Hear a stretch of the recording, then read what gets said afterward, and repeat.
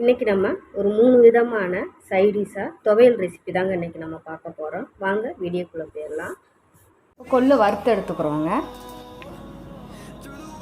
ஒரு table spoon எண்ணெய் ஊற்றுறேங்க. கொஞ்சம் எண்ணெயில் வறுத்தா கொஞ்சம் நல்லா இருக்குங்க, டேஸ்ட்டாக இருக்கும், சாப்பிட்றதுக்கும் துவையல் நல்லாயிருக்கும். இப்போ அதனால கொள்ளு போட்டுக்கிறோங்க. ஒரு 50 கிராம் கொள்ளு எடுத்துருக்கேங்க துவையலுக்கு. இதை வறுத்து எடுத்துக்கிறோம். ஒரு 4 வத்தல் உரப்புக்காக காஷ்மீர் வத்தல் 2 எடுத்துருக்கேங்க. 2 பூண்டு, ஒரு கொட்டை அளவுக்கு புளி எடுத்துருக்கேங்க. ஒரு அரை நெல்லிக்காய் சைஸ் அளவுக்கு புளி எடுத்துருக்கேன்.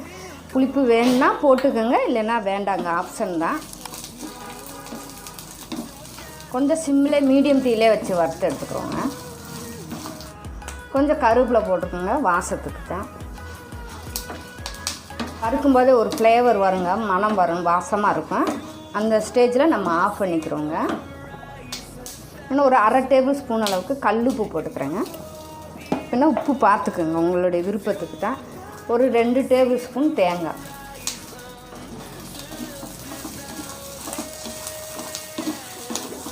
இப்போ அடுப்பு ஆஃப் பண்ணிக்கிறோங்க. அந்த சூட்டில் இருக்கட்டும், நமக்கு இது இருக்கட்டுங்க. ஒரு 5 நிமிஷம் முடிஞ்சிட்டு நம்ம அரைச்சி எடுத்துக்கணும். மிக்சிலையும் அரைச்சிக்கலாம், அம்மியிலே அரைச்சிக்கலாம். நான் அம்மியில் அரைக்க போகிறேங்க, நான் உங்களுக்கு அரைச்சி காட்டுறேன்.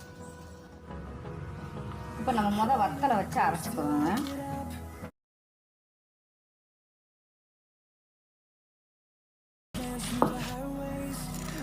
இப்போ இதையும் வச்சு அரைச்சிக்கோங்க. தண்ணி ஊற்றி அரைக்க தேவையாண்டா, தண்ணி தொளிச்சு அரைச்சிக்கோங்க மிக்சி இல்லைன்னா. அப்போ நமக்கு துவையல் பதத்துக்கு வந்துடும்.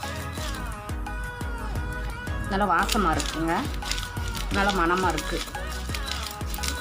இப்போ அம்மியில் அரைச்சி எடுத்துருங்க, நல்லா டேஸ்ட்டாகவும் இருக்கும். கொள்ளு துவையல் ரெடி ஆயிடுச்சுங்க. அப்புறம் ஸ்டவ் ஆன் பண்ணி சட்டி சூடாயிடுச்சு. அதுக்கு நான் ஒரு கப் அளவுக்கு நான் எள் எடுத்துருக்கேன், கருப்பு எள் இருந்தால் எடுத்துக்கோங்க, ரொம்பவே உடம்புக்கு நல்லது. அதுக்கு நம்ம நல்லா வறுத்து எடுத்துக்கிறலாம். எண்ணெய் இல்லாமல் நல்லா ட்ரை ரோஸ்ட் பண்ணி எடுத்துக்கோங்க. இப்போ இது கூட ஒரு 3 வத்தல் நான் காரத்துக்கு எடுத்துருக்கேன், 2 பல்லு பூண்டு, கொஞ்சம் கருவேப்பிலை, அதையும் நம்ம லைட்டாக ட்ரை ரோஸ்ட் பண்ணி எடுத்துக்கிறோம். எள்ளு துவையல்னாலே கொஞ்சம் நம்ம புளி சேர்த்துக்கிறணும், அப்போ தான் நல்லா டேஸ்ட்டாக இருக்கும். அது கூடவே கொஞ்சம் கல்லுப்பு சேர்த்துக்கலாம்.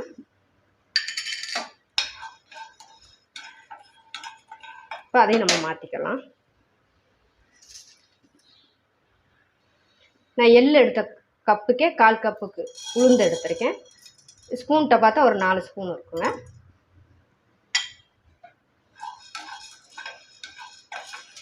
இப்போ உளுந்து நல்லா கலர் மாறி இருக்குது பார்த்தீங்களா, ஒரு கலரு, ஒரு மெரூன் கலரில் இருக்கணும். இந்த ஸ்டேஜில் நம்ம எடுத்துக்கோங்க, கருகிராமல். இதை இப்போ நம்ம ஆறவும், கொஞ்சம் லைட்டாக ஆறவும் நம்ம அரைச்சி எடுத்துக்கலாங்க. அம்மி இருந்தால் அம்மியில் அரைச்சி எடுத்துக்கிறலாம், இல்லைன்னா நம்ம மிக்சியில் போட்டு நல்லா நான் தரியாக நான் துவையல் அரைச்சிட்டு நான் எப்படி இருக்கணும்னு நான் காட்டுறேங்க.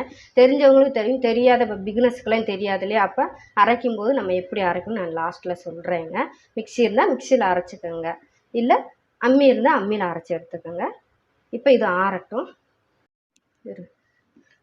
இப்போ நான் துவையல் அரைச்சிட்டு வந்துட்டேங்க. இந்த அளவுக்கு நீங்கள் அரைச்சி கொடுங்க. நம்ம நைஸாக அரைச்சி எடுத்துருக்கக்கூடாதுங்க. இந்த மாதிரி கொஞ்சம் தரியாக இருக்கணும், அப்போ தான் சாதத்து கூடையெல்லாம் நம்ம பிசைஞ்சு சாப்பிட்றதுக்கு நல்லெண்ணெய் ஊற்றி நல்லா சாப்பிட்லாங்க, அருமையாக இருக்குங்க. நான் எப்பயுமே சொல்கிறேன், இங்கே போல் ஒரே கொஞ்சம் கொஞ்சமாக விட்டு திருகி இந்த மாதிரி துவையல் பதத்துக்கு எடுத்திங்களாக்க இந்த மாதிரி போல் பண்ணி இப்படி எடுத்துக்கலாங்க, அழகாக இருக்கும்.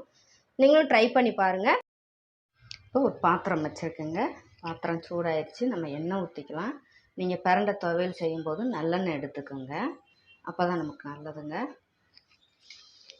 இப்போ எண்ணெய் சூடாயிடுச்சு. ஃபஸ்ட்டு நம்ம பிரண்டையை நல்லா எண்ணெயில் ஃப்ரை பண்ணி எடுத்துக்கிறலாம். இப்போ நல்லா ஃப்ரை பண்ணி எடுத்தாச்சுங்க. இதை நம்ம எடுத்துக்கிறலாம். இது கூடவே ஒரு 2 ஸ்பூன் அளவுக்கு உளுந்தம்பருப்பு எடுத்து வச்சுருக்கேங்க, அதையும் சேர்த்துக்கிறலாம்.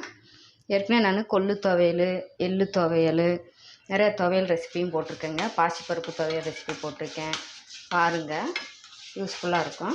இதையும் நல்லா வறுத்து எடுத்துக்கிறலாம். இப்போ உளுந்து நல்லா பொரிஞ்சு வருதுங்க. இது கூடயே கொஞ்சம் நான் மல்லி இலை எடுத்திருக்கேன், அதையும் சேர்த்துக்கலாம். கொஞ்சம் கருவேப்பிலை, அதையும் சேர்த்துக்கலாம். 2 பல்லு பூண்டு, ஒரு பிஞ்ச் புளி எடுத்துருக்கேங்க, அதையும் சேர்த்துக்கலாம். அது கூட ஒரு வத்தல், 4 வத்தல் காரத்துக்கு எடுத்துருக்கேன். கொஞ்சம் உப்பு சேர்த்துக்கலாம், அதையும் நல்லா வதக்கி எடுத்துக்கலாம். இது கூட ஒரு 2-3 சின்ன வெங்காயம் சேர்த்துக்கலாங்க. சின்ன வெங்காயம் ரொம்ப உடம்புக்கு நல்லதுங்க. அதனால் ஒரு 2 சின்ன வெங்காயம் சேர்த்துக்குங்க. ரெடி ஆயிடுச்சுங்க. ஸ்டவ் ஆஃப் பண்ணிக்கலாம். இது ஆறவும் நம்ம துவையில் அரைச்சி எடுத்துக்கலாம். இது கூட கொஞ்சமாக ஒரு தேங்காய் தூள் சேர்த்துக்கலாங்க. இது ஆறவும் நம்ம அரைச்சி எடுத்துக்கலாம். இதை இப்போ நம்ம அரைச்சி எடுத்துக்கலாங்க. துவையலுக்கு தேவையான உப்பு சேர்த்துக்கலாம். கொஞ்சமாக ஒரு பிஞ்சு நம்ம சர்க்கரை சேர்த்துக்கலாம். நல்லா அந்த துவையல் டேஸ்ட்டை எடுத்து கொடுக்கும். இதை நம்ம அரைச்சி எடுத்துக்கலாம். ரொம்ப நைஸாக அரைக்க வேண்டாங்க. ஒரு துவையல் பதத்துக்கு நம்ம அரைச்சி எடுத்தால் போதும். நறுன்னு சூப்பராக இப்போ ஒரு அருமையான பிரண்டை துவையல் அரைச்சி எடுத்தாச்சுங்க. இந்த மாதிரி நல்லா நறுன்னு அரைச்சி எடுத்துக்கணுங்க. ரொம்ப நைஸாக ஊட்டிடக்கூடாது. பார்த்தீங்களா, இந்த மாதிரி நமக்கு நெருண்டு இருக்கணும். அப்போ தான் சாப்பிட்றதுக்கு அந்த துவையல் டேஸ்ட்டாகவும் இருக்குங்க.